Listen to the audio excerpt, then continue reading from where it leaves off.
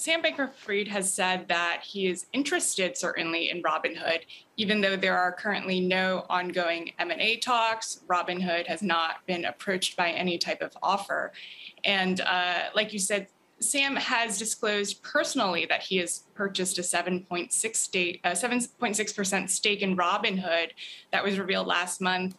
And, I don't want to speak for Sam or FTX, but I'd imagine that one day he rolled out of bed, or rather his beanbag, and put on his Elon Musk thinking cap.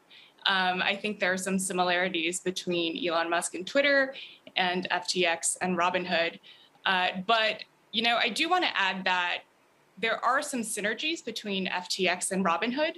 So FTX has announced that they would be expanding their platform into equities trading. And so kind of the retail client base between FTX and Robinhood, there are definitely some potential synergies there.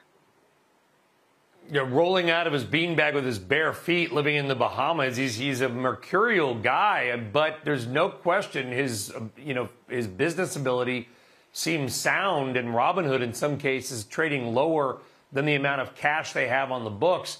Talk to us more about what FTX may want to be. You referenced, Tracy, they're talking more about stock trading.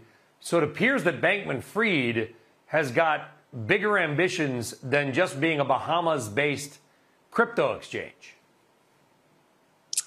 Certainly. I think FTX has basically, announced that they want to be an all-in-one trading platform.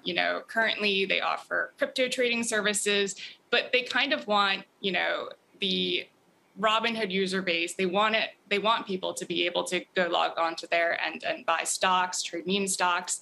And I think customers, they don't want to have their assets across multiple different portfolios. They don't want one, for their stocks and one for their crypto. And I think, that move certainly makes sense for FTX.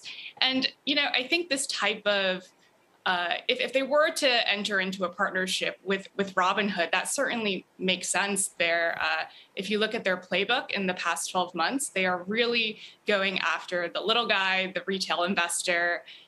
They did the Larry David Super Bowl commercial.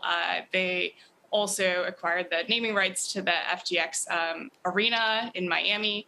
And so if you look at, what they've been doing in the past 12 months, this is definitely a Robinhood partnership. I don't think is out of the question. And another thing to add about FTX is that their client base currently is very different from, say, like a Coinbase.